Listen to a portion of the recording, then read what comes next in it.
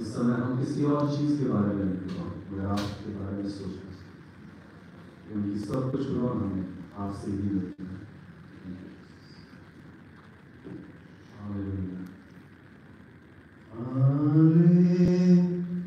Hallelujah, thank you Jesus. Hallelujah, Hallelujah. प्रभु आपको ऊंचे को उठाना चाहते हैं। पूरे हफ्ते आपने संभाला करो, हम अपनी बुद्धि शक्ति सामर्थ्य से कुछ नहीं करो, मगर आपका अनुग्रह से सब कुछ हो सकता है। Thank you Jesus, thank you Jesus. प्रभु तू महान है, तेरे जैसा कोई नहीं, तेरे तुल्य कोई नहीं। आज के दिन के लिए धन्यवाद, जीवन के लिए धन्यवाद। Thank you Jesus. धन्यवाद, धन्यवाद, धन्यवाद हे सब आशीषों के श्रोते। धन्यवाद, धन्यवाद, धन्यवाद, धन्यवाद हे सब आशीषों के श्रोते। धन्यवाद सारी आशीषें आती ऊपर से। हालेलुया स्तुति। धन्यवाद, धन्यवाद, धन्यवाद हे सब आशीषों के श्रोते।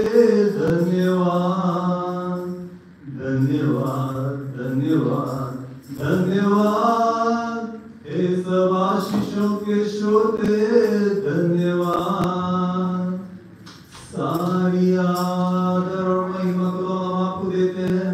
Thank you Jesus. और यीशु तू महान है, खुदा तेरे जैसा कोई नहीं। Hallelujah, hallelujah. स्वागत पवित्र आत्मा। खुदा हम इस जगह पर आपको इनवाइट करते हैं। हे प्रभु हम धन्यवाद देते हैं खुदा कि आप हमसे प्रेम करते हैं। खुदा थैंक यू जीसस। हालेलुया स्तुति। धन्यवाद, धन्यवाद, धन्यवाद हे सब आशीषों के श्रोते। धन्यवाद। आइए ताली का परमेश्वर को थैंक यू जीसस। हालेलुया। दाएं बाएं देख लें, अपने दोस्तों को, अपने मित्र को हेलो बोलें और बोलें जय मसीह, जय मसीह की, जय मसीह की। हालेलुया। जय मसीह की, जय मसीह की ब्रदर। हालेलुया, जय मसीह, जय मसीह। Thank you. परमेश्वर का धन्यवाद देते हैं। हम लोग सब अलग अलग जगह में जब जाते हैं तो अलग अलग तरीके से हम लोग तैयारी करते हैं। गुलशन भाई बहुत ही ज्यादा एक्साइटेड हैं, अपने फोन को सबको दिखा रहे हैं क्योंकि वो अभी प्रेसिडेंट ऑफ सिंगापुर को उस इवेंट में गए जहाँ गए और वहाँ जाने के लिए बहुत सारी तैयारी करते हैं। Special dress, special perfume, special T shirt. Hallelujah. हम लोग जो परमेश्वर के भवन में आते हैं हम कैसी तैयारी करते हैं और हम कैसा आदर और महिमा परमेश्वर को देते हैं। परमेश्वर हमें इस तरह से क्या चाहते हैं कि जब हम परमेश्वर के भवन में आए तो हम कैसे आए। परमेश्वर का वचन कहता है हे सब बोझ से दबे हुए लोगों मेरे पास आओ, मैं तुम्हें विश्राम दूंगा। हम लोग सब पूरे हफ्ते बोझ में हैं, तकलीफ में, कोई दिक्कत नहीं है। जब हम चर्च आ रहे हैं हमें कोई जरूरत नहीं है कि हम एक मास्क पहने उस समय। अगर हम दुखी हैं, दुखी हाल में आए। अगर हम खुश हैं, खुश होकर आए। जिस हाल में हैं हम उसी हाल में परमेश्वर के पास आएंगे और परमेश्वर इस समय हम लोगों को यहाँ पर एक्सपेक्ट करता है, हमारा उम्मीद करता है। हम जो परमेश्वर को बुलाते हैं तो हम भी उस समय परमेश्वर के लिए तैयारी के साथ आएंगे। परमेश्वर को अपना बेस्ट देंगे। हम लोग आज यहाँ पर इकट्ठा हैं, परमेश्वर की आराधना करना चाहते हैं, स्तुति करना चाहते हैं, परमेश्वर को ऊंचे को उठाना चाहते हैं। और परमेश्वर का वचन हमें कहता है जैसे हो वैसे ही आओ। तो आप बोझ में हैं, तकलीफ में, वैसे ही आएंगे। आनंदित हैं, आनंदित होकर आएंगे और परमेश्वर आज हम सबों को उस अद्भुत शांति से भरेगा। हालेलुया। Thank you Jesus. इस समय आप में से जो कोई इस समय परमेश्वर की शांति को महसूस करना चाहता है, इस समय हम लोग प्रार्थना में जाएंगे और अपने हाथों को उठाएं और इस समय परमेश्वर आपको अपनी शांति से भरेगा। हालेलुया। धन्यवाद, धन्यवाद, धन्यवाद हे सब आशीषों के श्रोते। धन्यवाद, धन्यवाद, धन्यवाद, धन्यवाद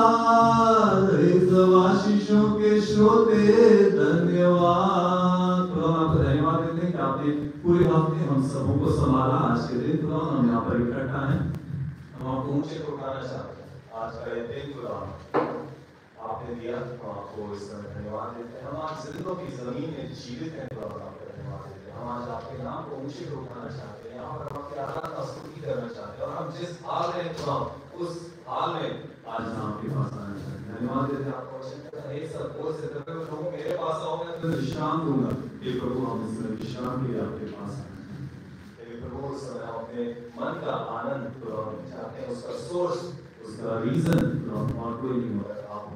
इस समय हम चाहते हैं आप हमसे अलग रहो, आप हमारे साथ आज के इस समय दुआ सभी भाई और बहनों के लिए, जो आज आपके भवन में और उन सबों के लिए जो आज खुदा अपने भवन में नहीं आने पाए, इस समय हम उन सबों को भी याद करें। इस समय आपकी उपस्थिति उन सबों के साथ हो, यहाँ पर हो, यहाँ पर आपका आत्मा मंडल खुदा, इस जगह पर हम आपकी उपस्थिति चाहते हैं, आपके आत्मा को चाहते हैं, आपकी प्रेजेंस को मांगते हैं। सब कुछ आपके हाथ में सौंप, आज का दिन आपने दिया खुदा, और धन्यवाद।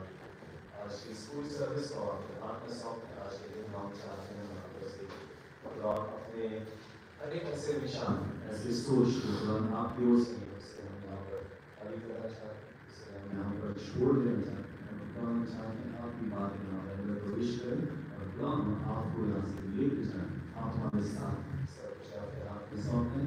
इसमें दुआ करना चाहते हैं, एक रोगी शरीर यीशु मसीह के नाम से चंगा हो, हर एक मन की चिंता यीशु मसीह के नाम से शांति से हो जाए। सब कुछ आपके हाथ में सौंपें। आज के दिन के धन्यवाद, इस सर्विस को आपके हाथ में सौंपें, यीशु मसीह के नाम से आमीन, हालेलुया। हम लोग इस समय आराधना और स्तुति में आगे बढ़ेंगे।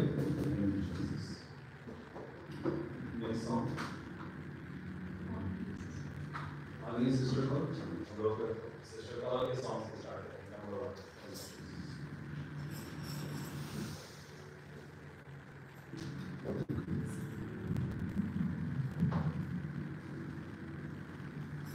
आइए अपनी जगह पर हम लोग खड़े हो जाएंगे।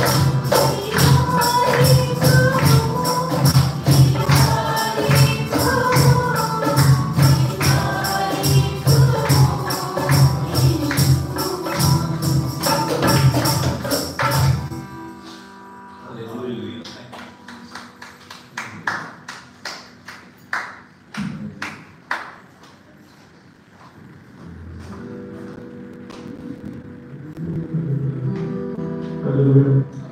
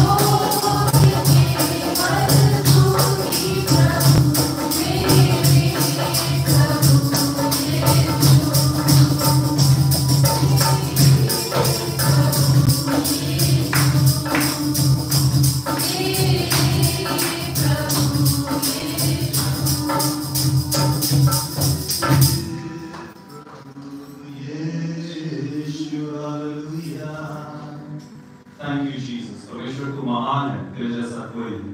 Hallelujah, hallelujah. इस समय हम लोग इस सॉन्ग को गा रहे थे। फर्स्ट स्पेशल वाला सॉन्ग में नॉन दिखाओ, ठीक है? Thank you, Jesus। मैं याद कर रहा था पिछले हफ्ते हम लोग अपने ऑफिस में नर्सेस डे सेलिब्रेट कर रहे थे। आप लोग कितने लोग को पता है नर्सेस डे कब होता है? कब होता है? 12वीं को। तो हम लोग इस वीक को नर्सेस डे सेलिब्रेट कर रहे थे। और जब नर्सेस डे सेलिब्रेट कर रहे थे तो एक चीज हम लोग के ऑफिस में बोल रहे थे, जितने नर्सेस होते हैं वो लोग सब खड़े हो जाते हैं और नर्सेस प्लेज होता है। सिंगापुर में नर्सेस प्लेज है, इंडिया में नहीं पता है मुझे, आपको बताएंगे। तो आप लोग यहाँ पर नर्सेस प्लेज पता है?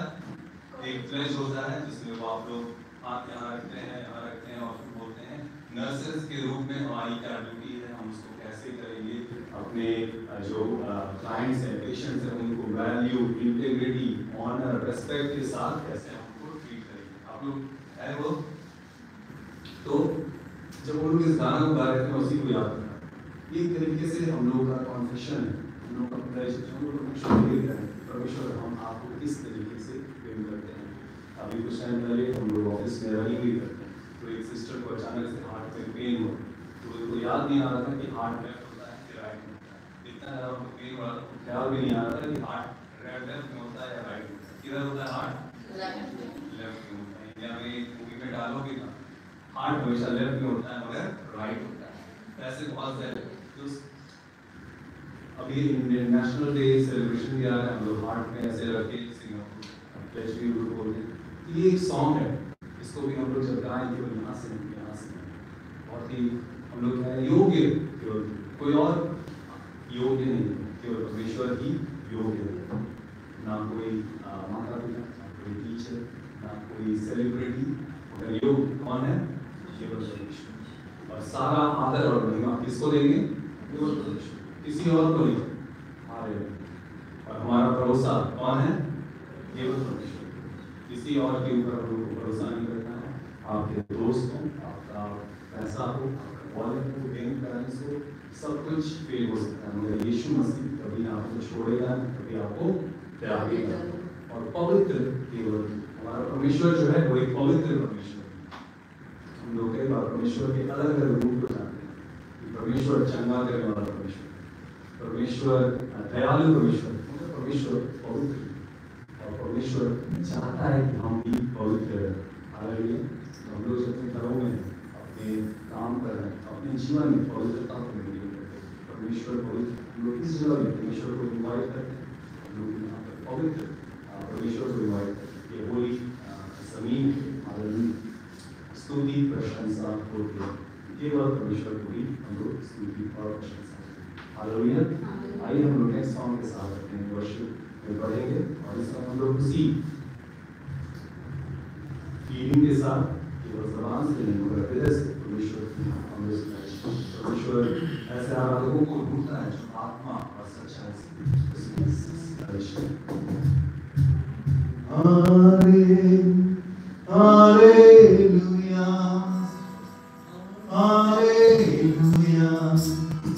हालेलुया। सब लोग बोलेंगे हालेलुया, हालेलुया,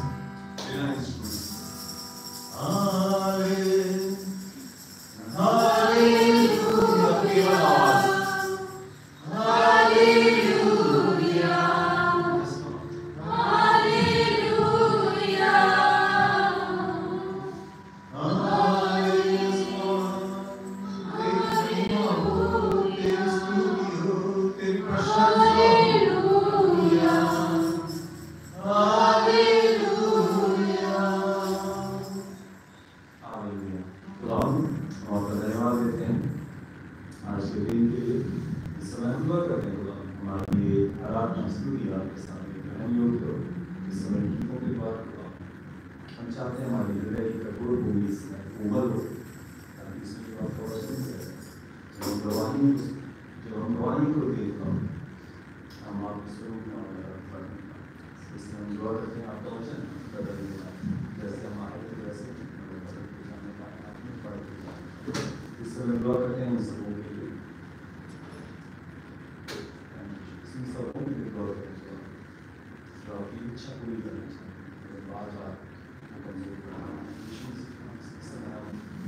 आपके वाणी को आपके पवित्रता को और अपने जीवन में हम आपको सबसे ऊंचे स्थान देना चाहते हैं यीशु मसीह के नाम से शैतान के बारे में जो आपके बच्चों को आप इसमें दुआ करते हैं इस होके जो शारीरिक रूप से कमजोर है यीशु मसीह के नाम से हर एक शारीरिक कमजोरी यीशु मसीह के नाम से इस समय आप में से जो कोई भी इस समय अगर आपको किसी भी तरीके से शारीरिक रूप से कमजोरी है सर दर्द है बदन दर्द है पैर दर्द है अपनी आंखों को बंद करें अपने हाथों को स्थान पर लगाएं और यीशु मसीह इस समय आपको चंगा करेंगे हर एक सर दर्द यीशु मसीह के नाम से दूर होने लगा हर एक पेट में अनपच की समस्या पेट दर्द यीशु मसीह के नाम से दूर होने लगा हर एक जोड़ों का दर्द यीशु मसीह के नाम से दूर होने मन में शांति यीशु मसीह के नाम से दूर होने जितने लोगों को रात को सोने में दिक्कत होती यीशु मसीह के नाम से आपकी शांति से वो समय कर जाए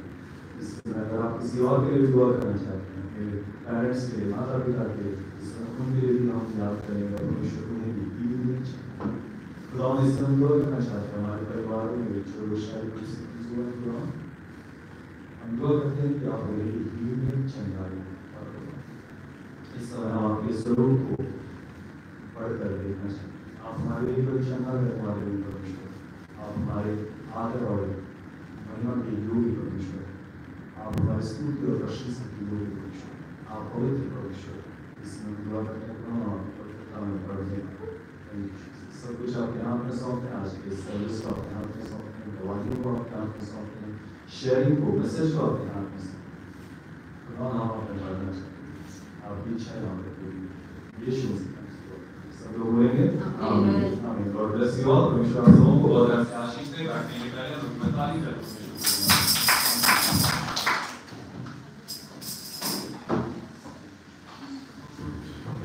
फिर से सबों को जय मसीह की अपने लेफ्ट और राइट में अपने आपके साथ जो बैठा है आप देखें और बोले जय मसीह की जय मसीह की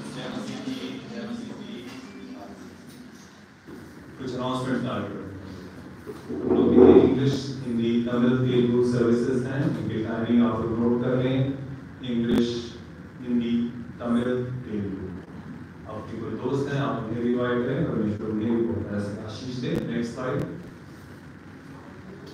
चाय नाश्ता आप लोग सब सर्विस के पहले जुड़ सकते हैं और सर्विस के बाद डिनर में जुड़ सकते हैं और हमारा जो प्रेयर कॉल है वो मंडे और थर्सडे को हम लोग करते हैं आप उसमें भी जुड़े परमेश्वर आपको आशीष दे आपके पास कोई प्रेयर टॉपिक है तो शेयर करें हम लोगों के लिए दुआ करेंगे परमेश्वर दो तरीके से लोगों को प्रार्थनाओं का जवाब दे रहा है और वुमेन्स फेलोशिप भी हो रही है और शायद कुछ मैसेजेस आए थे इस हफ्ते आप में से कितने वुमेन्स हैं जो मैसेज को आपने देखा था कि कोई मैसेज आया था वुमेन्स फेलोशिप से रिलेटेड ठीक है तो अगर आप लोग जुड़ना चाहते हैं उसमें आप लोग मैसेजेस को देखते रहें और हम लोग कोशिश यही करते हैं कि हम लोग व्हाट्सएप ग्रुप जो है वो रेलेवेंट हो मतलब इतने ज़्यादा हम लोग इधर उधर मैसेजेस ना डालें कि इंपॉर्टेंट मैसेजेस छूट जाएं तो अभी मैसेज चल रहा है मुझे ठीक से आप लोग जितने लेडीज हैं वही जानती हैं कितने बजे कहाँ पर किस दिन है ये फेलोशिप और आप लोग जुड़े आप लोगों को बहुत ऐसे आशीष नेक्स्ट स्लाइड सेटअप वगैरह में हेल्प कराने के लिए आप लोग 2 से 3 बजे आएँ प्रैक्टिस हम लोग परमेश्वर को बेस्ट देंगे अपना प्रैक्टिस भी हम लोग करते हैं 2 से 3 बजे और आप लोग सब भी सर्विस के बाद हेल्प कराएं यहाँ पर सेटअप क्लीन करने में वापस चीज़ों को रखने में और बाहर भी बहुत कुछ हेल्प होता है और परमेश्वर आप सबों को इसके द्वारा ब्लेस करें कुछ और अनाउंसमेंट्स हैं आज है 27 जुलाई और आज 5:30 से 6 बजे एनुअल जनरल मीटिंग है, जितने मेंबर्स हैं आप लोग सब इनवाइटेड हैं, आप लोग जुड़े और उस मीटिंग में हिस्सा लें और कुछ शेयर किया जाएगा।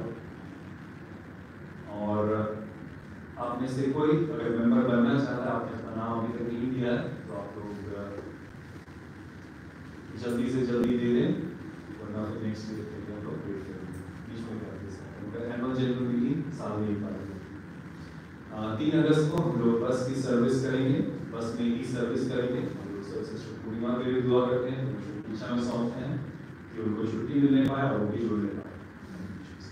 तो इस सर्विस में हम लोग सिंगापुर के 4 कोने में जाएंगे, बस में बस इंडिया के पास गवर्नमेंट हाउस जो एड्रेस है 110 रेस कोर्स रोड, वहाँ से बस हम लोग को पिक करेगी।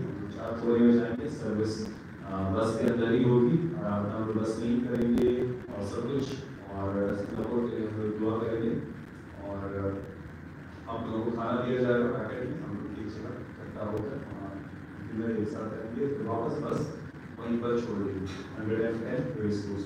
3 बजे फिर से शायद देखा हम लोग सब कोशिश करेंगे 3 बजे लोग पहुंच जाए ताकि बस आगे बॉक्सेस खाने के सब कुछ। और 9 अगस्त को वाटर बैप्टिज्म है। 9 अगस्त को सिंगापुर का नेशनल डे भी है और उसकी छुट्टी है, अगर आप जुड़ सकते हैं तो सब इनवाइटेड हैं। लोकेशन है ईस्ट कोस्ट पार्क और समय है सुबह 9 से शाम के 6 बजे। तो हॉस्पिटल का बेटा जो है साजन, वो भी वाटर बैप्टिज्म ले रहा है, और भी कोई आप में से कोई वाटर बैप्टिज्म लेना चाहता है तो आप भी कॉन्टैक्ट करें हम लोग को और मुझे, और हम लोग इस चीज़ के लिए दुआ करेंगे, मौसम के लिए दुआ करेंगे, अच्छी समृद्धि के लिए दुआ करेंगे और आनंद मनाएंगे। परमेश्वर के राज्य में नई आत्माएं जुड़ रही हैं। Next slide.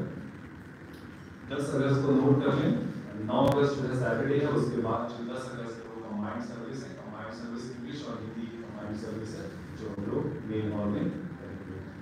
और कंबाइंड सर्विस में हम लोग वर्शिप की प्रैक्टिस, वर्शिप की प्लानिंग भी इंग्लिश मिनिस्ट्री के साथ करेंगे, तो मैं शेयर करूँगा, आप सब इनवाइट करें, आप जुड़ के ईश्वर की आराधना करें। और 10 के बाद नेक्स्ट क्या आएगा? संडे। 10 + 7 कितना होगा? 17। तो 17 को हम लोग नए लोकेशन में जा रहे हैं।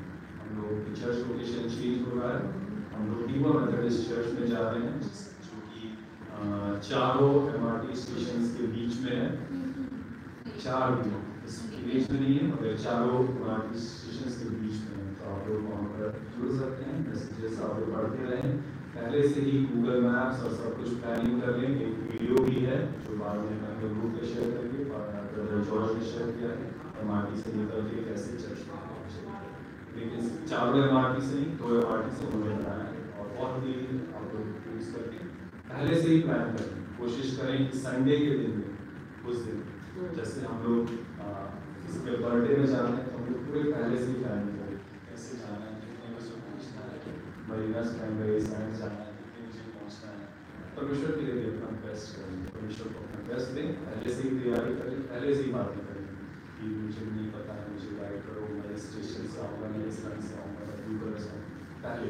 ठीक है, नेक्स्ट स्लाइड भी जाएंगे। इस समय हम लोग पास गवाहियों का समय होगा, आप लोग सब आएँ, अपनी गवाही शेयर करें, परमेश्वर को महिमा दें। परमेश्वर ने आपके जीवन में कुछ किया है तो हम लोग परमेश्वर को महिमा देंगे और अपनी गवाही देते हैं। तो 2 चीज़ें करते हैं, अपनी गवाही को सील करते हैं और परमेश्वर को महिमा देते हैं। और जैसे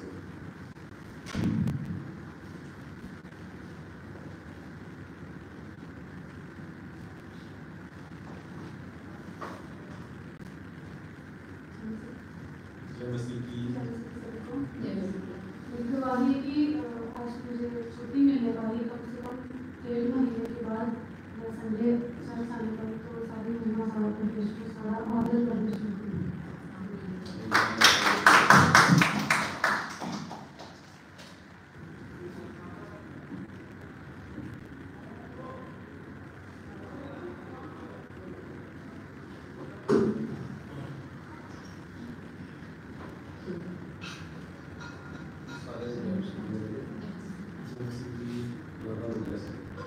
मैं अपनी गवाही शेयर करना चाहूँगा। गवाही इतना मेरी सैलरी इंक्रीज हो गई है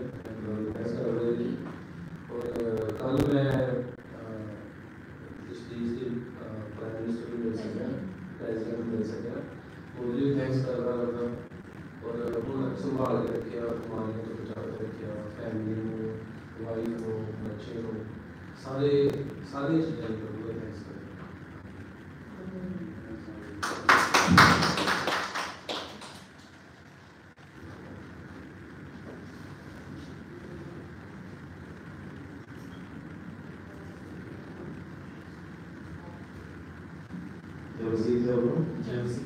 मेरे पिछले दिनों का नुकसान भी पता थोड़ा भी बात कर रहा है ऊपर नेक्स्ट लेवल शिफ्ट किया था तो बड़ा चिंता सी गल कि नेक्स्ट लेवल के ज़्यादा काम होगा तो कुछ विचार सी के मेरे मन में मैं ये भी सोच के गया सी कि क्या मुझे कोई ना कोई गाइड करेगा, मैं किसके लिए आऊँगा और सारा कुछ गाइड करेगा। इतने सारा की सिस्टम आती पॉलिसी सब कुछ जो दस का पड़ेगा ना कुछ नहीं है जो मैं सोच लिया मैं गया उन्होंने मेरे गले में छड़ता ना मेरे सिस्टम दे ये चलो साढ़े का नर्सिंग रूटीन वर्क है बट पॉलिसीज एवरीथिंग बड़ा कुछ चेंज हुआ टोटली डिफरेंट सी का हो गया पुराने लेवल के ना हो पुराने पॉलिसीज के ना हो जो नवा लेवल सी का हो गया पॉलिसीज बढ़िया टोटली डिफरेंट सी है पेशेंट भी बड़ी क्रिटिकल सी है क्योंकि उसमें यार चलो मैं थोड़ा बहुत उन्होंने गाइड किया वर्ली इधर आम मेरे कुछ भी समझ नहीं पर मैं बताता था बात करता था मेरा बुद्धि समझ ज्ञान के नाम आया तो मैं जो भी मेरी रूटीन सीखी जो मेरा प्रैक्टिकल सीखा जो मेरी थ्योरी सीखी और अकॉर्डिंग मैं बड़ा अच्छा परफॉर्मेंस सीखी उन्होंने मेरी 2 दिन बाद ही नाइट स्टार्ट है क्योंकि स्टाफ की शॉर्टेज थी साढ़े 2 स्टाफ हॉस्पिटलाइज थी तो मैं बड़ा चिंता सी अपनी नाइट से कुछ ज़्यादा ड्रामा हो जाता नाइट से तो मेरा बड़ा सफ़र करना पड़ा था बट मैं 2 नाइट का कर चुका हूँ बढ़िया कंफर्टली स्टेबल तो ज़्यादा काम हो रही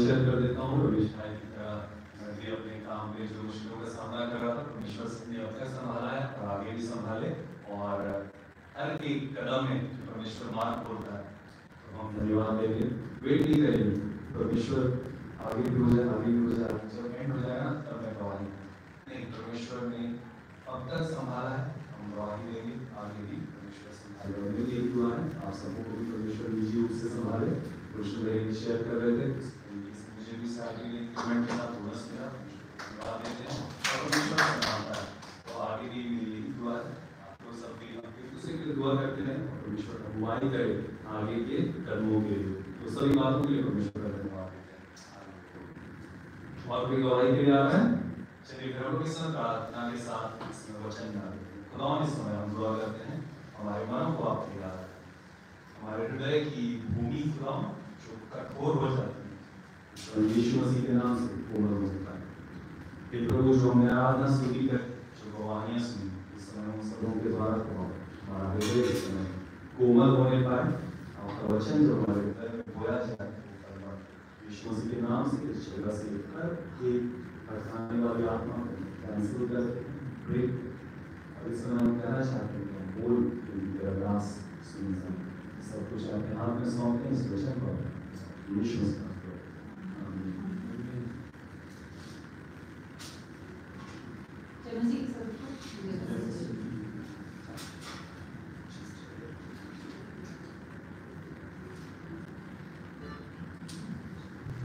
मसीह के सभी को माइक से परमेश्वर का धन्यवाद देते हैं। आइए प्रार्थना करते हैं। थैंक यू जीसस प्यारे प्रभु जी इस समय आपके सम्मुख अपने सर को आपके सम्मुख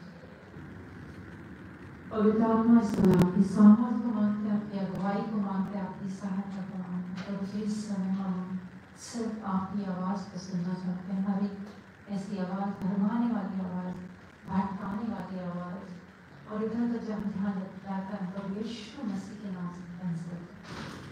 प्रभु जी इस समय सिर्फ आपकी सुनना चाहते हैं, आपकी सुनना चाहते हैं, सिर्फ आपकी सुनना चाहते हैं प्रभु जी। इस समय हम लोग एक अलग अलग समस्या में सबको लेकर प्रभु जी इस समय आपसे आपके सम्मुख आपके सारी परेशानियों को भूलना चाहता हूँ और जिस तरह पूरे मन से आपकी सुनना आप गाइड करें, आप सहायता करें, आपके वचन के द्वारा हम सभी से बातचीत करें। सब कुछ प्रभु जी आपके हाथों में सौंपते हैं, अगुवाई करें, मांगते प्रभु जी अपनी इस प्रार्थना को अपने जीवित उद्धारकर्ता प्रभु यीशु मसीह के नाम में, आमीन।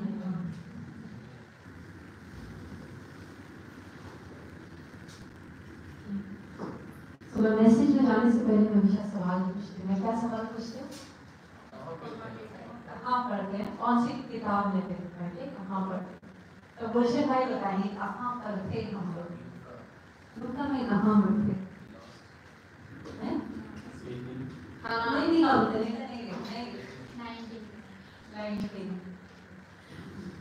नहीं लोग 19 में थे। 19 में हमने लास्ट टाइम क्या किया? मैं गुलशन भाई से पूछूंगी लास्ट टाइम कहाँ पे एंड किया था हमने? सडनली याद नहीं, कोई बताएगा? जगते की स्टोरी पे जैसा हम लोग जगते की स्टोरी से हम लोग क्या सीखते? कोई बताए? जगते की स्टोरी से हम लोग क्या सीखते? जब बहुत चीजें हैं कि खुदा हमें बाय नेम जानता है और हमारा जैसा फेथ है वैसा खुदा जानता है हमारे फेथ को, परमेश्वर विश्वास को जानता है। जबकि ये सबसे ज्यादा डीप डिजायर बोले खुदा को देखने के लिए बहुत एक्साइटेड था मिलने के लिए। किससे? सो वो क्या था, बहुत हृदय से वो प्रभु यीशु मसीह को क्या करना चाहता था? देखना चाहता था, देखना चाहता था। उसके लिए वो बहुत क्या था? एक्साइटेड था, उतावला था। उसने किसी की परवाह नहीं की, पर वो प्रभु यीशु मसीह से मिलना चाहता था। हम लोग जब हम उस एक्सपेक्ट हार्ट के साथ आते हैं, जब उतनी एक्सपेक्टेशन उस चाहत के साथ हम लोग आते हैं प्रभु यीशु मसीह से मिलने के लिए, तो प्रभु यीशु मसीह हमारे साथ आते हैं। एक दिन तुम्हारे घर में आना अवश्य भोजन करना। प्रेसिडेंट साहब मैंने हाथ मिलाया, उन्हें सबसे मिलकर ना सब मेरे पास आकर हाथ मिलाया। आप कितने महीनों से एक्साइटेड हो? बड़े दिन से आपको याद था ना कि प्रेसिडेंट से मिलना है, वो आप नहीं हुए। प्रेसिडेंट से मिलना और प्रभु यीशु मसीह से मिलना, किसमें ज्यादा एक्साइटमेंट होना चाहिए? प्रभु यीशु मसीह से। अगर इस तरह आपको भी जानने की जरूरत, अगर हमारा एक्साइटमेंट प्रेसिडेंट से मिलने के लिए ज्यादा था, प्रभु यीशु मसीह से मिलने के लिए कम था, तो प्रेसिडेंट हमारे जीवन में आइडल, एक मूर्ति बन जाती और वो हमें गिराता है। तो हमें किसी मनुष्य को वो नहीं करना। प्रेसिडेंट भी आपको बोलेगा मैं तुम्हारे घर आके गुलशन खाना, तो तुम इतनी चाहत, प्रभु यीशु मसीह बोले कि मैं तुम्हारे घर पे, इतनी भीड़ की भीड़ उसके पीछे थी, प्रभु यीशु मसीह के पीछे थी। किसी को नहीं बोला, बट वो लोग क्या बोल रहे थे? ऐसा है तो आप ही यहाँ जा रहे हैं। तो बहुत बार ये बस चल पीछे चल रहे पर हृदय हमारा वो नहीं है। तो परमेश्वर जानता है हमारे हृदय में। हमें हमेशा जब परमेश्वर के सामने जाते हैं, चाहे वचन पढ़ते हैं, चाहे प्रार्थना करते हैं, कभी से हम उस हार्ट के साथ आना है कि आज मुझे परमेश्वर की सुननी है। पर ये नहीं कि मेरा टाइम है बस मैं पढ़ लूँ। मैं आज मैं चाहता हूँ कि परमेश्वर मुझसे क्या बातचीत करना चाहता है उसने। और परमेश्वर जो है हम सबको जानता है, नाम से जानता है। प्रेसिडेंट नहीं जानता आपका नाम से, नहीं जानता।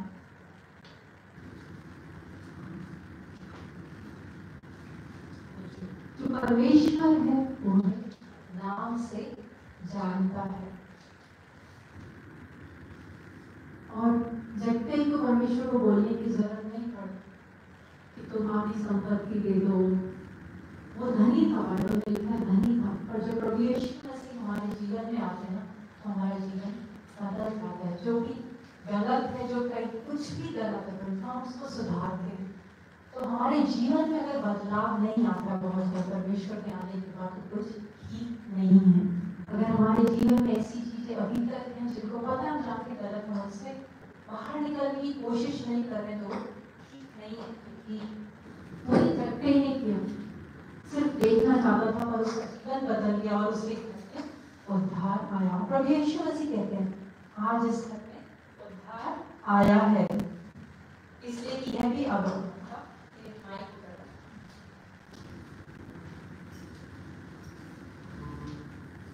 ये भी अब्राहम का एक पुत्र है, क्योंकि मनुष्य का पुत्र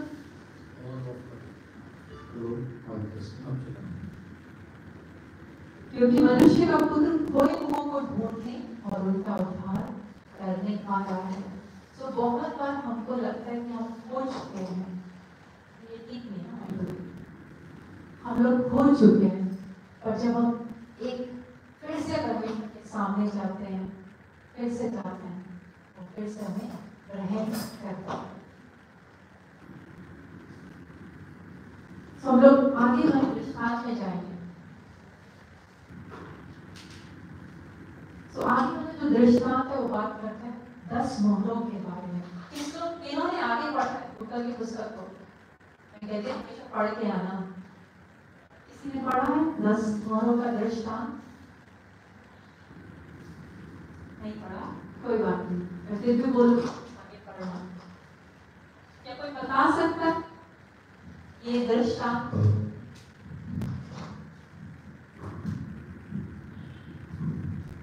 किसी कोई बताना चाहेगा? कोई बात नहीं, गलत सही इसकी बैटरी लो है, बंद हो जाता है। ठीक है, मैं ऐसे ही करती हूँ डिस्ट्रैक्शन।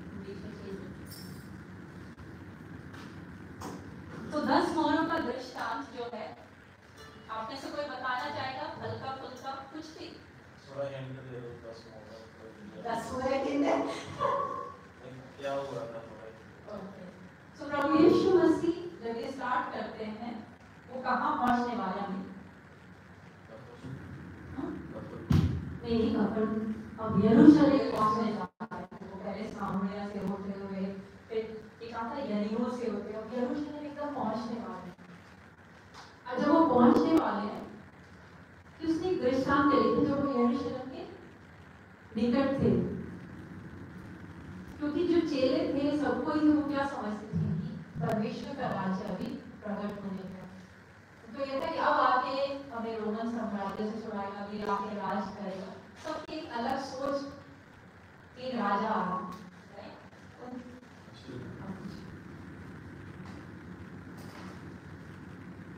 परमेश्वर का राज्य अभी प्रकट होने, तो हम लोग बहुत बार तोड़े वाला दृष्टांत सुनते हैं कि व्यापारी गया, उसने तो कितने याद है 10 तोड़े या 5 तोड़े, एक को 2 दिए, एक को 1 दिया। ये अलग दृष्टांत है, बट अगर रेफरेंस आप देखेंगे मत्ती में उसको करता है तोड़े वाले में, दोनों अलग, दोनों काफी अलग है। तो बहुत बार अक्सर इस दृष्टांत पे लोग बात नहीं करते। तो वो क्या करते हैं इस समय लिखा है कि एक धनी मनुष्य दूर देश को चला ताकि राजपद पाकर लौट आए।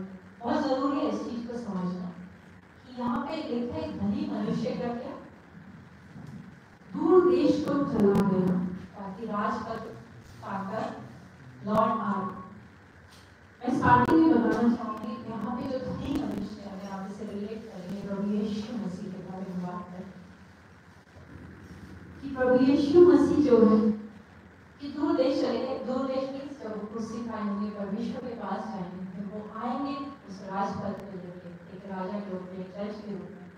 तो उस नजर से आप इस दृष्टांत को सुनिएगा।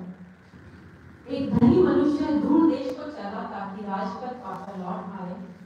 उसने अपने दासों में से 10 को बुलाकर उन्हें 10 मोहरें दी और उनसे कहा मेरे लौट आने तक लेन देन करना। कितने दासों को बुलाया? 10 को। कितनी मोहरें दी? उन 10 को 10 दी, मीन्स एक को कितनी मिली? सबको बराबर मिली। तो ये वाला दृष्टांत आप लोग सुने पहले कि सबको बराबर मोहरें मिली? आइडिया मिल चुका है? अब आगे बताओ क्या होता है जिसने सुना है। कुछ नहीं, बताओ, कोशिश करो।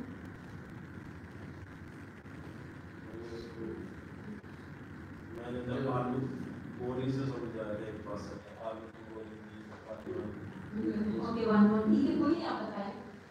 एक एक दी एक आलू की बोरी थी, तो जब उन्होंने दी है तो आलू खाया।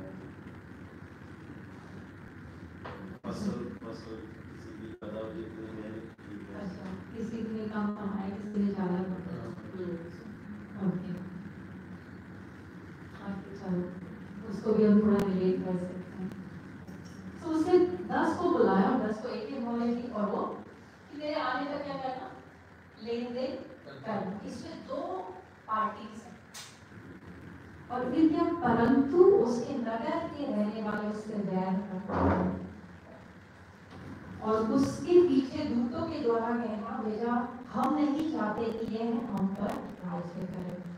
सेवक अलग थे और ये लोग अलग है, 2 ग्रुप के लोग हैं यहाँ पर। तो क्या कहे कि हम नहीं चाहते कि हम पर राज्य करे। उन्होंने पहला भेजा कि इसको राजा नहीं बनाना। फिर उसके बाद जब जब राजपद पाकर वापस लौटा, उसको मिल गया, तो ऐसा हुआ कि सबसे पहले उसने किसको बुलाया, दासों को बुलाया और उनसे मालूम किया कि तुमने क्या लेन देन किया, मुझे बताओ। पहले दास ने कहा, मैंने हे स्वामी तेरी मोहर से 10 और मोहरें कमाई है।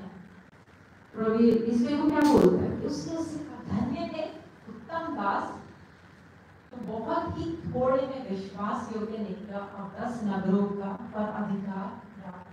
और सारा राजपद लेके आया कि उसको 10 नगर मिल गए, कि उसने 10 कमाई, एक मोहर से उसने 10 कमाई। दूसरे ने आकर कहा, हे स्वामी तेरी मोहर से 5 और मोहरें कमाई हैं। उसने उनसे भी कहा, तू भी 5 नगरों पर हाकिम हो जाएगी, तो उनको 5 पर तू हैंडल कर। तीसरे ने आकर कहा, हे स्वामी देख तेरी मोहर यह है जिसे मैंने अंगूठे में बांध रखा था, क्योंकि मैं तुझसे डरता था, इसलिए कि तू कठोर मनुष्य है, जो तूने नहीं रखा उसे उठा लेता है और जो तूने नहीं बोया उसे काटता है। तो यहाँ पे 10 को उसने दी, बट 3 पे इसमें लिखा है, तो जिसने 1 से 10 कमाई, परमेश्वर ने क्या बोला, धन्य है उत्तम दास। उसने खूब काम किया होगा और उसको और काम मिला कि कम मिला, और मिलेगा कि 10 राज्यों में जो संभाल, 5 वाले के लिए भी सेम, फिर वो 5 नगर के लिए। पर जो एक था उसको क्या हुआ, उसने क्या रखी थी, अंगूठे में बांध के रखी। उसमें लिखा, वो जानता था कि उसका स्वामी कैसा है। मैं तुझसे डरता था इससे कि तू कठोर मनुष्य है, जो तूने नहीं रखा उसे उठा लेता है, जो तूने नहीं बोया उसे काटता है। उसने उससे कहा, हे दुष्ट दास, मैं तेरे ही मुंह से तुझे दोषी ठहराता हूं कि तू जानता था मैं जहां नहीं बोलता हूं काटता हूं, तो तुझे कहना चाहिए था मैंने।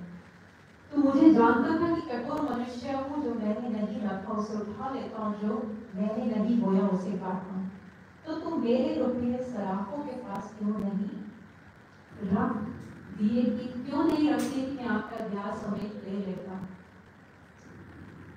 तो यहाँ पर ये है कि उसने कुछ नहीं किया। यहाँ पे जितने लोग थे उनको सबको सेम मिला, कि ऐसा नहीं उसके पास ज्यादा था कि उसे ज्यादा मिला इसको उसने कमा लिया, मेरे पास इतना और नहीं। परमेश्वर ने सबको बराबर किया।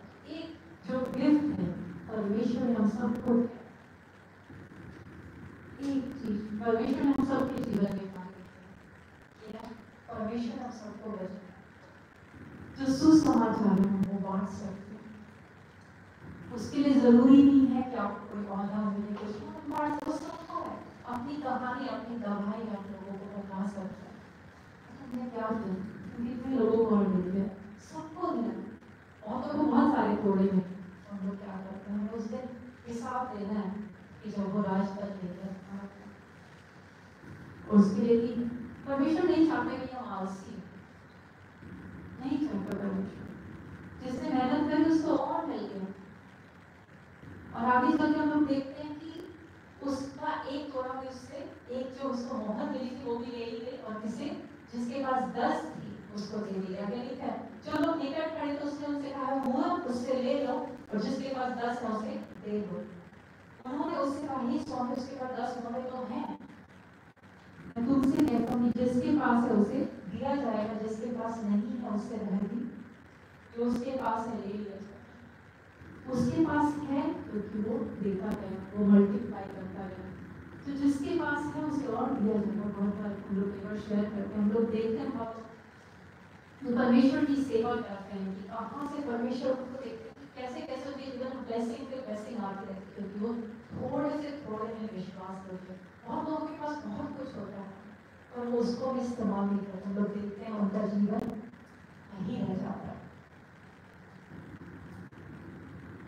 परंतु मेरे आगे चल के यहाँ उसके लिए हुआ, या तुझसे कहते जिसके पास है उसे दिया जाएगा, जिसके पास नहीं है उसे वह भी जो उसके पास है ले लिया जाएगा। बहुत बार हम लोग सवाल करें परमेश्वर उसके पास है इतना कुछ तो और ब्लेसिंग है, क्योंकि उसको इस्तेमाल नहीं करता, उसने रख ही नहीं रखा मान के। बट हम लोग अपनी ब्लेसिंग्स को इस्तेमाल नहीं करें, जो परमेश्वर ने हमें सौंपा करने के हम लोग उसे नहीं करें तो बहुत बार जो वो भी हम चला जाता है। फिर आगे चलते परंतु मेरे उन बैरियों को जो नहीं चाहते थे कि मैं उन पर राज्य करूं, उनको यहाँ लाकर मेरे सामने घात कर। तो दो तरह के लोगों के बारे में बात की। एक लोग जब शुरू होता है ऊपर कि लेन देन करना, वहाँ पे पैसे भी स्टार्ट होता है। अगर आप 14वीं वर्ष है तो परंतु से नगर के रहने वाले उससे दया रखते, वो नहीं चाहते कि राष्ट्र उसे मिले, तो दूसरों को कहना भेजते इसको नहीं देना राष्ट्र। यहाँ पे परंतु मेरे उन बैरियों को जो नहीं चाहते थे कि मैं उन पर राज्य करूं, उनको यहाँ लाकर मेरे सामने घात। तो यहाँ उनका न्याय आया, चाहे चाहो ना चाहो प्रभु यीशु मसीह राज करेंगे हमारे जीवन पर। बहुत बार हमारे जीवन में बहुत सारी बातें होती हैं, हम लोग नहीं चाहते प्रभु यीशु मसीह राज करें, नहीं चाहते परमेश्वर के राज संभाल, और परमेश्वर चाहे ना चाहे वो राज करेगा हमारे जीवन पे। बहुत लोग इनकार करें चाहे कुछ, हम नहीं चाहते प्रभु यीशु मसीह हमारे, और परमेश्वर प्रभु यीशु मसीह आएंगे। और यहाँ पे लिखा है कि उनको यहाँ लाकर मेरे सामने खड़ा कर, जब वो परमेश्वर का इनकार करते। और यहाँ पे कि हम लोग जब आगे बढ़ेंगे ये क्यों सिखा रहे हैं उनसे लोग को, और एकदम यरूशलेम पहुंचने वाले की सेवा करनी है हमें, राइट। यहाँ पे दो तरह की परमेश्वर की सेवा करने वाले लोग को, परमेश्वर का इनकार करने वाले लोग, कि जो परमेश्वर तुम्हें सौंप के जाए तुम उसको ऐसे मत रखना, वेस्ट मत होने देना, पर तुम्हें उसे इस्तेमाल करना है। जो बोरी लेके गए ना, तो बीजों की बोरी जो दी है, चाहे तुम 100 गुना फैलाओ, कोई 1000 गुना है, कोई 50 है, चाहे कोई दुगना है, पर तुम्हें फैलाना है। और कुछ किसी भी तरह से इस्तेमाल करो कि बढ़ोतरी हो, ब्याज पे, चाहे 1 गुना नहीं मिल रहा, दुगना नहीं मिल रहा, कुछ ना कुछ उसमें एडिशन हो, तो कुछ ना कुछ हमें करना है। फिर आगे चलते हम लोग देखते हैं यरूशलेम में विजय प्रवेश होता है, हम लोग बहुत बार जाते हैं ना। ये बातें कहकर वो यरूशलेम की और उनके आगे आगे चला, और वो जब जैतून नामक पेड़ पर बैतफगे और बेतनिय्याह के पास पहुंचा तो उसने अपने चेलों में से 2 को यह कहना भेजा कि सामने के गांव में जाओ, और उसमें पहुंचते ही एक गदही का बच्चा जिस पर कभी कोई सवार नहीं हुआ बना हुआ तुम्हें मिलेगा, उसे खोल कर ले आओ। यदि कोई तुमसे पूछे कि क्यों खोलते हो तो कहने कि प्रभु को इसका प्रयोजन हो। वो उसमें प्रवेश करने जा रहे हैं, उनके आगे आगे चलो, पहले खड़ा हो जाओ, उस गदही के बच्चे को लाओ जिस पर कभी कोई बैठा नहीं, उस गाँव में जाओ। और जो भेजे गए तो उन्होंने पाकर ऐसा ही कहा जैसे प्रभु यीशु मसीह ने कहा। और जब वो खोलने लगे तो यहाँ पे लिखा मालिकों ने उनसे पूछा इस बच्चे को क्यों खोलते हो, बोलते हैं प्रभु को उसका प्रयोजन, वो नहीं रोकते। और वहाँ पे पहले बहुत बार होता था कि लोग रेंट करते थे सर जो होते थे सवारी के लिए, तो यहाँ पे लिखा मालिकों ने पूछा, और वो प्रभु को उसका प्रयोजन उन्हें जाने दिया। परमेश्वर जानते कौन देगा, परमेश्वर ने बोल दिया हाँ ऐसा होगा, तुम्हें जाके वहाँ मिलेगा, ज्यादा सवाल नहीं पूछने कि मैं तुम्हारे साथ हूँ, नहीं पूछना परमेश्वर तो वाकई में मेरे साथ अगर जाऊँ तो मेरी सहायता करेगा। परमेश्वर अपने वचन में कहा मैं तुम्हारे साथ हूँ, मैं तुम्हें ना कभी छोड़ूंगा ना त्यागूंगा, आपको नहीं छोड़ेगा। तो उसे लेके आते हुए लेकर आते उसको अपने कपड़े डाल देते हैं, प्रवेश में इसमें बैठते तो मुझे प्रवेश होता। फिर आगे चलते जा रहा था, लोग कपड़े में मार बिछाते जा रहे थे, फिर मुझे हाँ राजा आते, राइट, क्योंकि उनके दिमाग में एक अलग पिक्चर मसीह आएगा और राज करेगा। और उन्होंने वो घोड़े पे नहीं आया, खच्चर पे आया है, नदी के बच्चे पे आया। वो एक हम्बल उन्होंने एंट्री करी कि मैं खून खराबा या लड़ाई करने नहीं हूँ। और निकट जाते ही जैतून की पहाड़ की ढलान पर सुहासिनों की सारी मंडली उन सब सामर्थ्य कामों को के कारण जो उन्होंने देखे थे आनंदित होकर बड़ी शब्द से परमेश्वर की स्तुति करने लगे। पूरी शब्द से उन्होंने क्या, इसमें बहुत सारे नहीं देखे, हम जब यूहन्ना की पुस्तक और बाकी पुस्तक पढ़ेंगे तो हम लोग देखेंगे कि लाजर को प्रभु यीशु मसीह ने सब लोग देखना चाहते थे कि कौन है।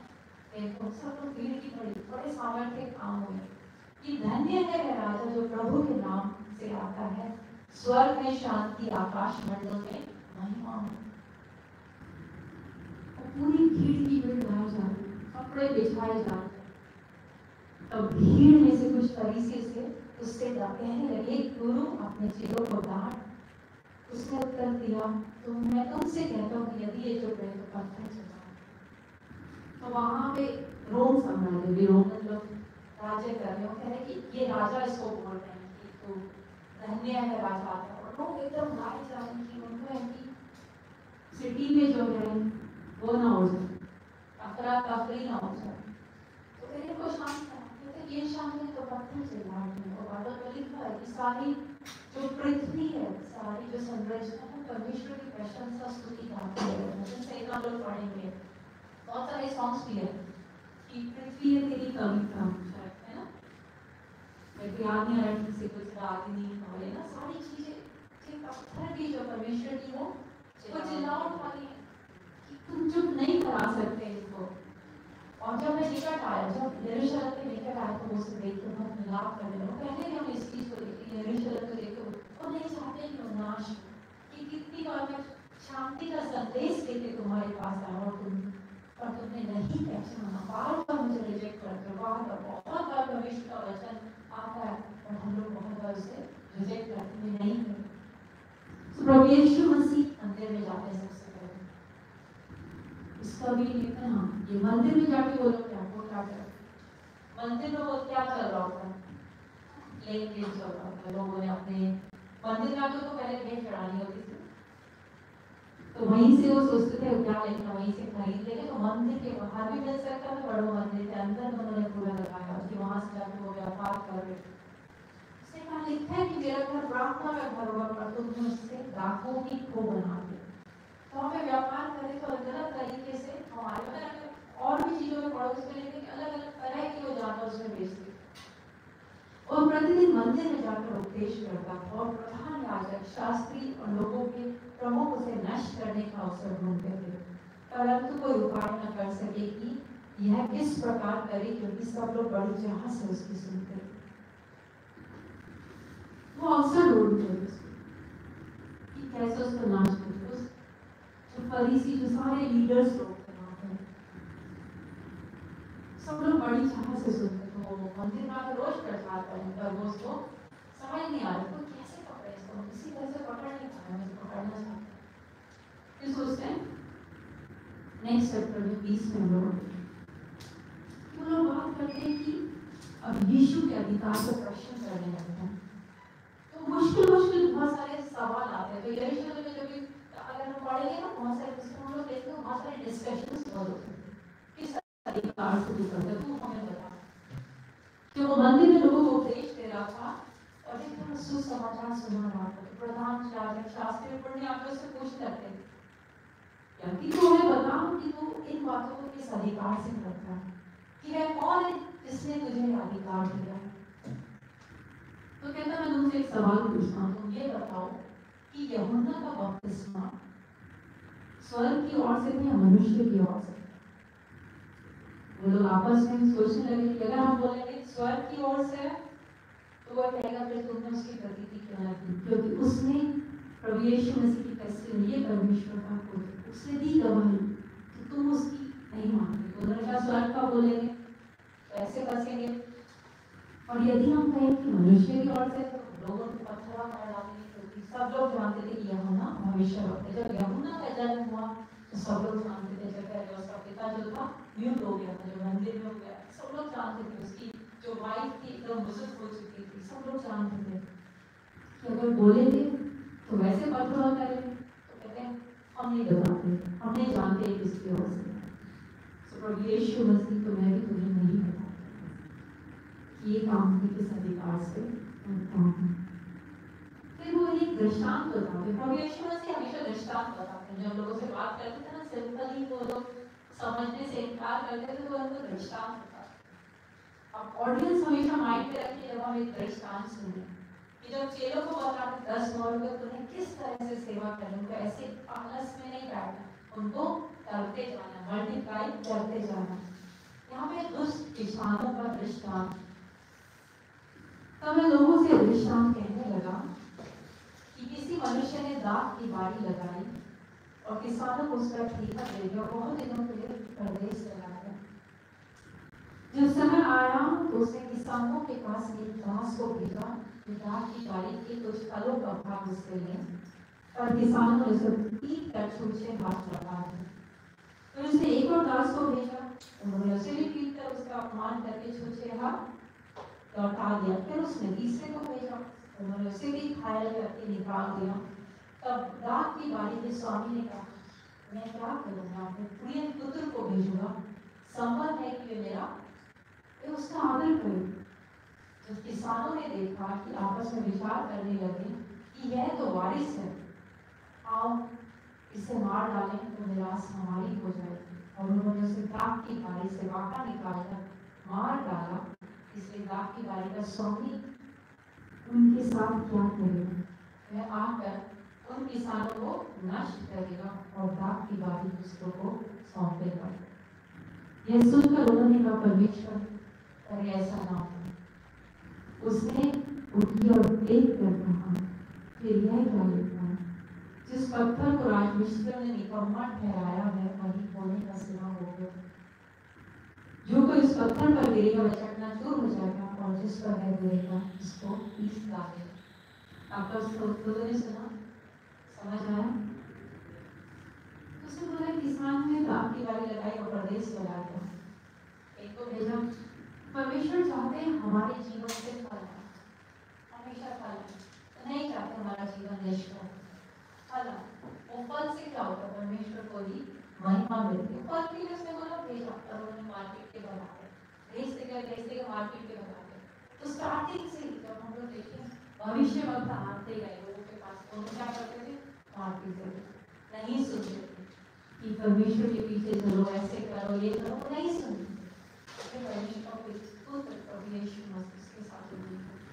तुमको बता रहे कि तुम ये करने वाले, उनके मन में यही चल रहा है कैसे इसको नाश करें, कैसे इसको नष्ट करें। उन्होंने इसको मार डाला, तो हमारा तो क्या करेगा परमेश्वर, उनको नष्ट करेगा और वो किसी और को, तो कह रहे ऐसा ना हो।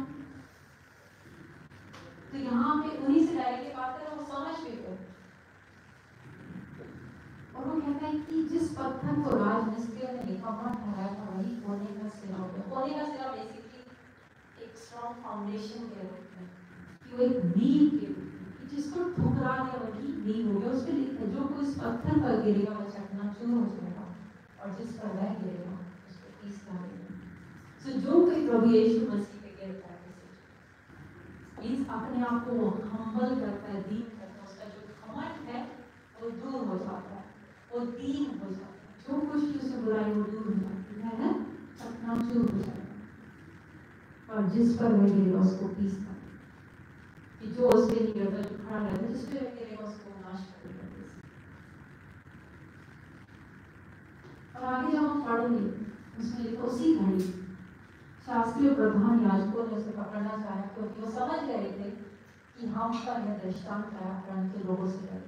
वो समझ गए थे, वो अनजान नहीं थे, वो सारी चीजें जानते थे। ये दृष्टांत हमारे लिए कहा गया क्योंकि वो ऐसे ही करते आए।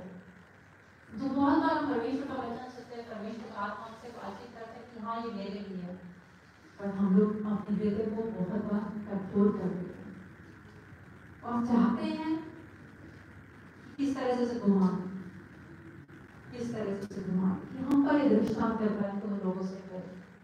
और उसकी ताक में कि धीरे धीरे धर्म के देश भर कर उसकी कोई ना कोई बात पकड़ ले ताकि उसके हाकिमों के हाथ और अधिकारों से किसी तरह से हम उसे पकड़ लें, इसकी बातों में किसी तरह से ताकि हम इसे लीडर्स के हाथ में सौंप दें, अथॉरिटी के हाथ में सौंप दें, किसी तरह से। तो कहते हैं अब क्या करें, अब चलो कुछ और उपाय लगाते हैं। तो इनमें से पूछो, वो सबके मन की बात यही बाइबल में बहुत अच्छा है कि और परमेश्वर हमारे मन में क्या चल रहा है सब कुछ जानता है।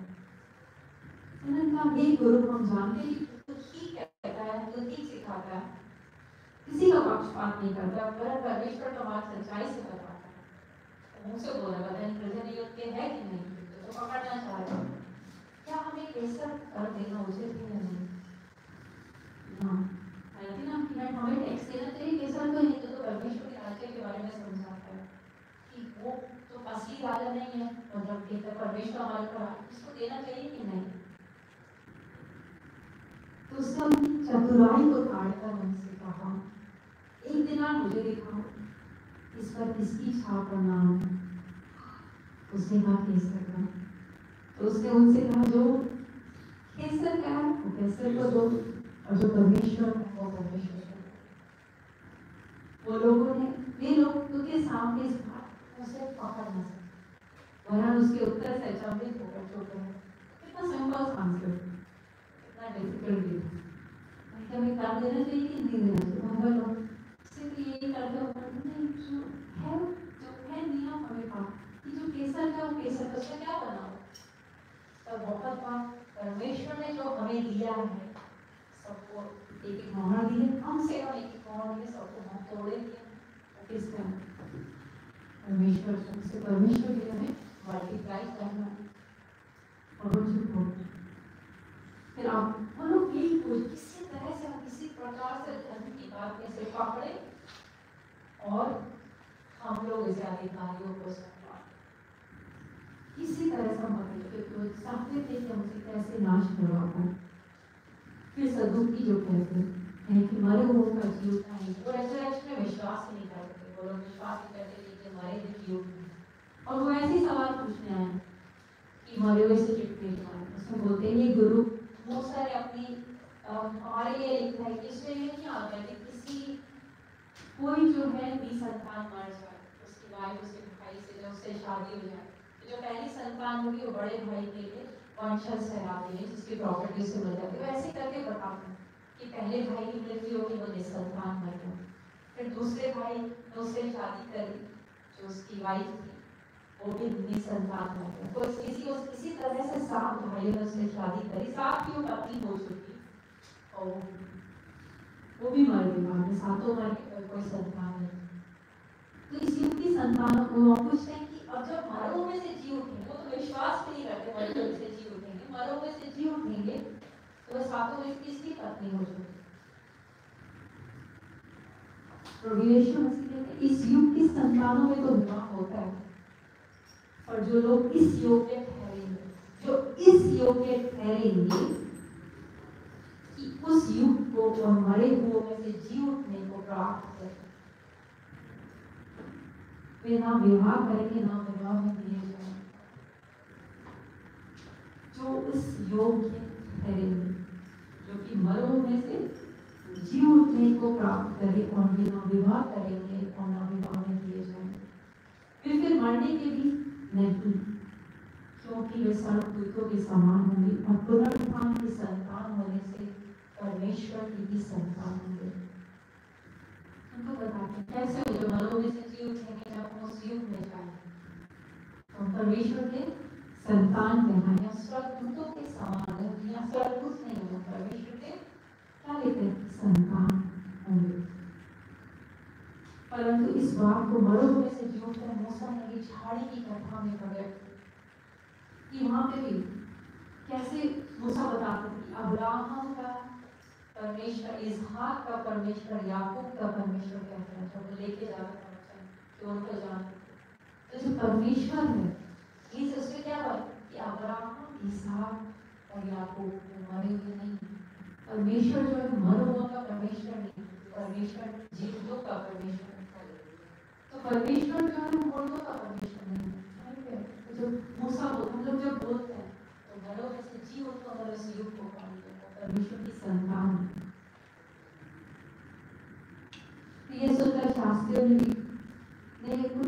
शास्त्रों से कुछ नहीं दो तो तुम्हें अच्छा पाओ। और फिर उससे कुछ और पूछने का दिया अब कहेंगे अब तो हम इसको कुछ भी पूछ लें, किसी तरह से उसको फंसाने का हिम्मत देंगे सवाल पूछने की। तो बहुत बहुत लोग आपके पास आते हैं और बड़े कठिन सवाल नहीं करने वाले आते ही नहीं, वो विश्वास नहीं करते हैं। और उनका मेन मकसद क्या होता है? नीचे दिखाने, किसी तरह से फंसा दे इनको बातों में, किसी तरह से इनको इनके विश्वास में बना दे, किसी तरह से इनकी बातें हटा दे। और जब परमेश्वर की बुद्धि में होकर हम लोग उत्तर देते हैं, हम लोग उनको जानने की जरूरत है कि उनका मकसद क्या है।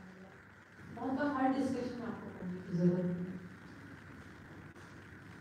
तो अलग अलग तरीके से उनको समझी मसीह किसका खुद होते हैं, दाऊद की संतान। और लोग बोलते दाऊद की संतान करते हैं, और कहते दाऊद, और कहते दाऊद ने अपने वचन में लिखा है कि क्या लिखा है कि दाऊद आप ही कहते हैं, प्रभु ने मेरे प्रभु से कहा मेरे दाहिने बैठ, जब तक मैं तेरे बैरियों को तेरे पांव के तले न कर दूं। दाऊद तो उसे प्रभु कहता, तो फिर वह उसकी संतान कैसे? तो लोग उन्हीं से सवाल कर रहे हैं कि वो प्रभु बोल रहा है उसको दाऊद के साथ कैसे? तो अपना रिलेशनशिप भी होता है कि लोग जो है इनकार करे जाए, बट उनको वचन से भी समझाने की पूरी तरह से कोशिश करें। और फिर वो कहते हैं शास्त्रियों से सावधान रहना, क्योंकि लंबे लंबे वस्त्र पहने रहते हैं, इनको अच्छा खाना पीना सब पता है, अच्छी सील उनको चाहिए। और ये वाकई में क्या है, विधवाओं के घर खा जाते हैं, दिखाने के लिए बड़ी देर तक प्रार्थना करते हैं, और बोले बहुत ही जानता है। तो जानते बच्चों की हृदय में चाहे कितने अच्छे कपड़े पहने, उनको बेस्ट सीट मिलती हर जगह जाते हैं, और वो आखिर में अपने जीवन से क्या करते हैं। हम लोग बात करके विधवा के बारे में कि विधवा लोग का जीवन थोड़ा मुश्किल होता है, तो न्याय के पास जाके ना मेरा न्याय चुका, क्योंकि उनके लिए कोई खड़े होने वाला नहीं होता, उन लोगों के घर खा जाते, तुम्हारा कोई नहीं है, महिलाओं को कोई हिस्सा नहीं मिलेगा, पूरी भी डिपेंडेंसी रहती थी हस्बैंड में या बच्चों ने रखा है, जब बच्चे ही नहीं है तो विधवाओं के घर खा जाते हो। और परमेश्वर का हार्ट में हमेशा कि विधवाओं के लिए, अनाथों के लिए, परदेशियों के लिए स्पेशल एक हार्ट में एक प्लेस है। वही होता है कि उनको तुम तुझ न जाने, क्योंकि तुम भी कभी परदेशी थे इसलिए। तो बहुत बार हम लोग हो सकता है बड़ी लंबी प्रेयर करते हैं, बड़ी अच्छी सीट पे जाते हैं, बट हम लोग लोगों को अपने साथ में कैसे ट्रीट करते हैं परमेश्वर देखते हैं।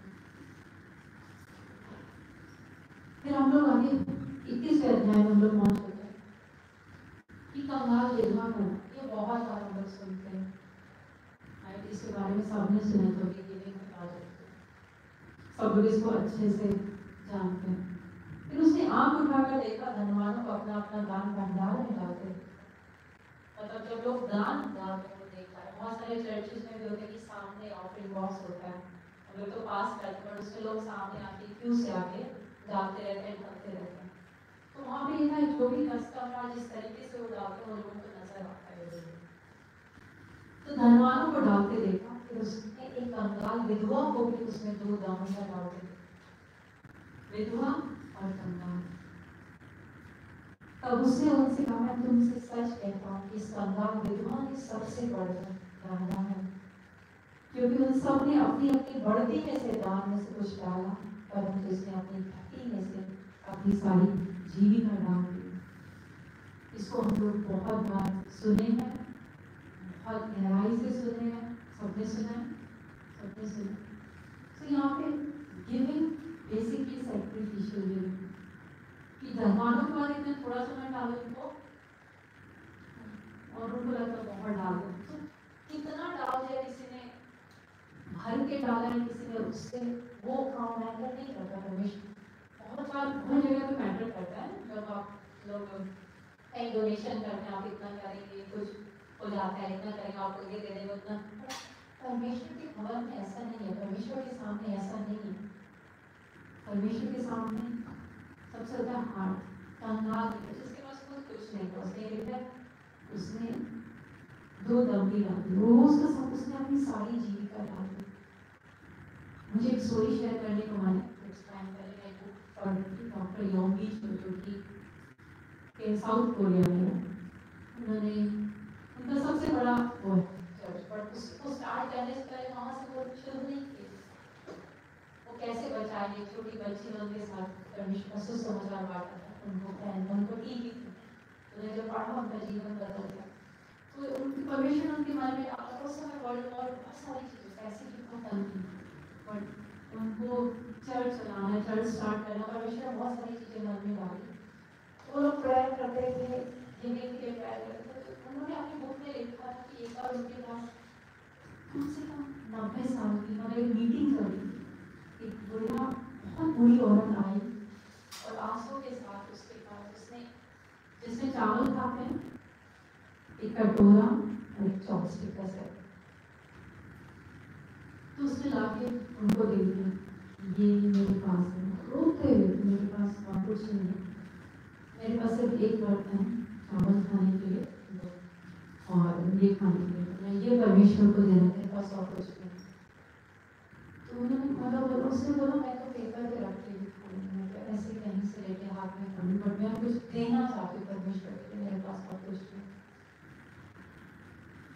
उसको देख के जितने कॉन्ग्रेगेशन में सब कोई रोने लगे। वो उसका बोलते उसके पास जो कुछ था उसने दे दिया। तो उसमें एक बहुत रिच एक बोले बिजनेसमैन था, उसने खड़े होकर बोला कि उसका जो कटोरा और वो है उसको नहीं दिया, खरीद कैसे मल्टीप्लाई, और उसने अपना सब कुछ परमेश्वर के सामने उसमें आशीष है। बहुत बड़े दाम से, और हम किस कार्ड से लेते हैं, बहुत बार ऐसे टैक्स रिडक्शन मिलता है, लोग उससे लेते हैं, इतना देर से लोग टैक्स में छूट मिल जाएगी, किस कार्ड से हम लोग देते हैं। और हम हमेशा कहते हैं कि हम लोग कैसे करते हैं, जब पहले सैलरी आती सबसे पहला इसका परमेश्वर को कि यानी कि बचा कुछ हम लोग देते हैं परमेश्वर को। लोग बोलते हैं कि परमेश्वर के सामने भी क्रम्स आने की, क्रम्स वाले होते हैं, जब हम ब्रेड खाएंगे कुछ खाएंगे तो छोटे छोटे टुकड़े ले जाते हैं, उनको हम लोग नहीं खाते। परमेश्वर को वो नहीं चाहिए बिखरे हुए टुकड़े। परमेश्वर को हमें क्या देना, हम बोलते तो बेस्ट क्योंकि वो मल्टीप्लाई करता है। किस तरह से मल्टीप्लाई करेगा मैं नहीं चाहती, वो करता है। बहुत इसमें मैसेज सुने से मैं डिटेल में नहीं जाऊंगी, उन सब बातों आपने सुना, बढ़ती से दिया, हमें तो सैक्रिफिशियल होना चाहिए, बट बीच हार्ट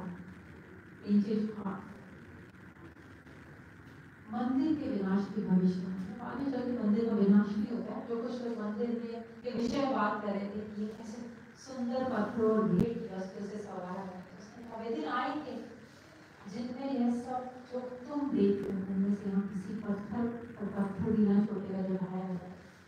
बहुत सारी चीजों के घमंड करता है। मेरे पास ये देखा, मेरे पास मेरा घर देखा, मेरी गाड़ी देखी है, कुछ भी हो सकता है, ये मेरी डिग्री देखी है, मेरी कंपनी देखी है, बहुत लोग बड़ी बड़ी बातें करते हैं, दिखावा करने लगते हैं। हो सकता है आपको चर्च में ना मिले, पर चर्च के बाहर अचानक से कभी भी रह जाता है, और लोग पूरी जिंदगी लगा देते हैं सारी चीजें बनाने में, और अचानक से वो एकदम से गायब हो जाती है।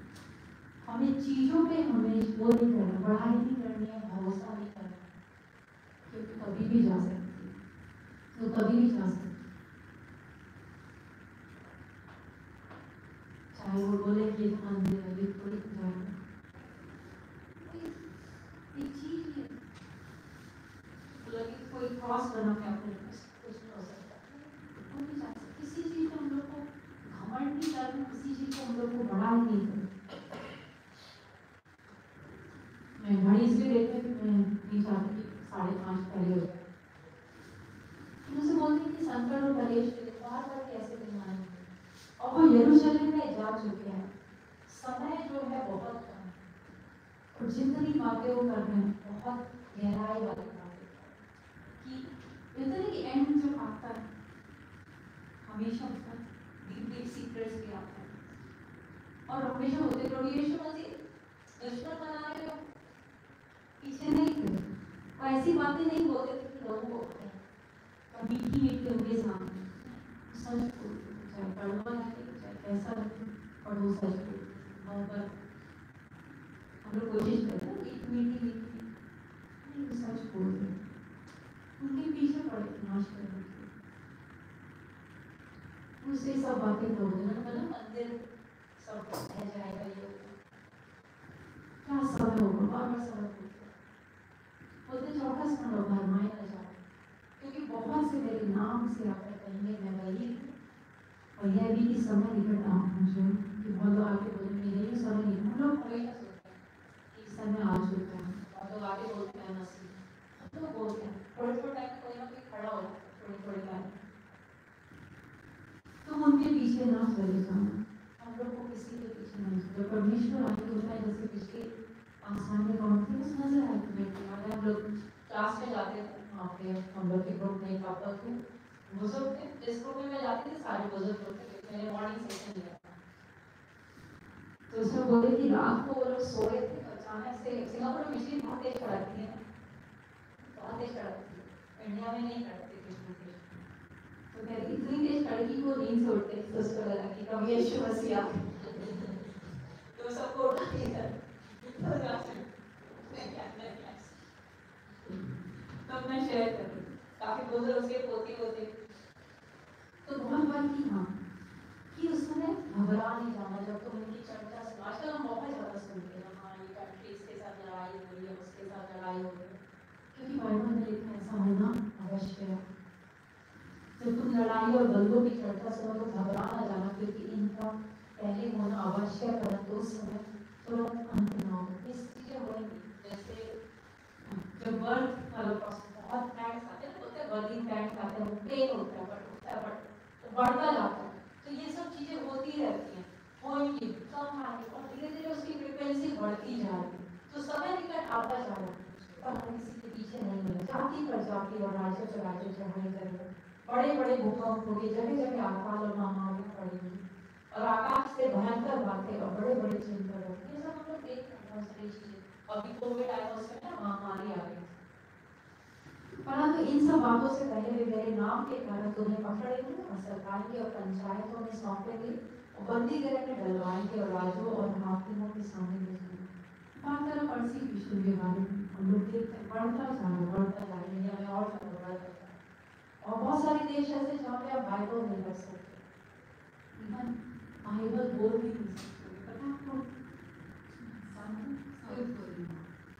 नॉर्थ कोरिया में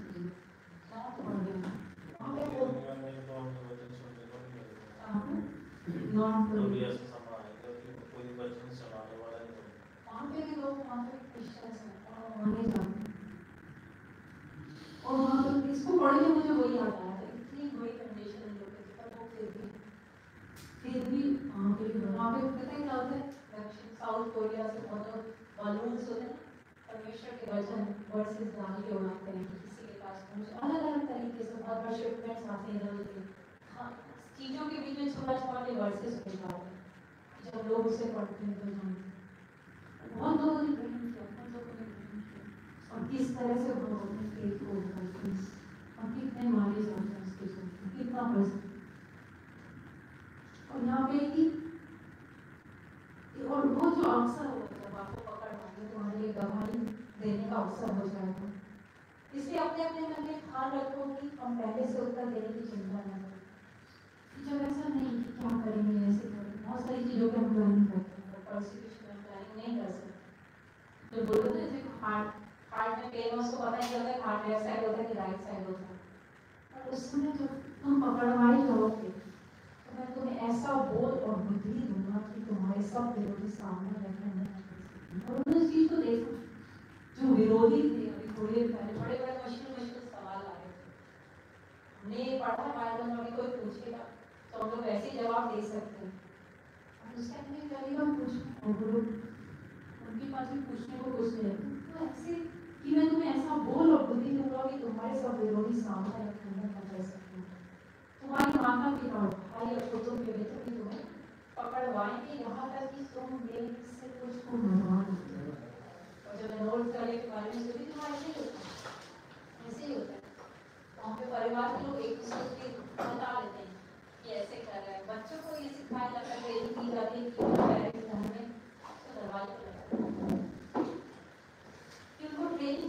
ऐसी अगर आप अपने माता पिता को घर में कुछ एक ऐसी किताब देखो या घुटनों में प्रार्थना करके कुछ ऐसे शब्द सुनो जो कभी नहीं करते रिपोर्ट कर पेरेंट्स को एक दूसरे को पकड़वाएंगे मेरे नाम के कारण सब लोग तुमसे बैर करेंगे और हम तो तुम्हारे सिर का एक बार में बांका ना होगा अपने धीरज से तुम अपनी प्राणों को बचाए तो यहाँ पे कि बहुत परसिक्यूशन आएगा बहुत कुछ आएगा और जब तुम्हें पकड़वाएंगे तो तुम ऐसा बोल और बुद्धि लगेगा कि कोई तुम्हारा विरोध नहीं करता